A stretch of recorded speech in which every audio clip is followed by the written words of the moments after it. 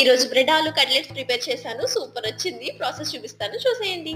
ముందుగా ఒక బౌల్ తీసుకొని అందులో ఉడికించిన బంగాళదుంప, ఉల్లిపాయ ముక్కలు, కారానికి తగ్గట్టు పచ్చిమిర్చి ముక్కలు, కారం, మిరియాల పొడి, జీలకర్ర పొడి, ఆమ్చూర్ పౌడర్ లేదా మామిడి పొడి, రుచికి సరిపడా ఉప్పు, కొంచెం కొత్తిమీర కూడా వేసేసుకొని మొత్తం అంతా ఒకసారి మిక్స్ చేసేసుకోండి.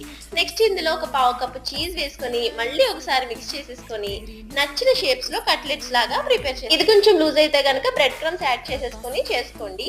నెక్స్ట్ బ్రెడ్ తీసుకొని ఎడ్జెస్ కట్ చేసేసుకొని వాటర్ లో లైట్ గా డిప్ చేసుకొని వెంటనే ఎక్సెస్ వాటర్ ని స్క్వీజ్ చేసేసి కట్లెట్స్ ని బ్రెడ్ తో ఇలా కవర్ చేసుకుంటూ అన్ని ఇలాగే ప్రిపేర్ చేసేసుకొని పెట్టేసుకోండి.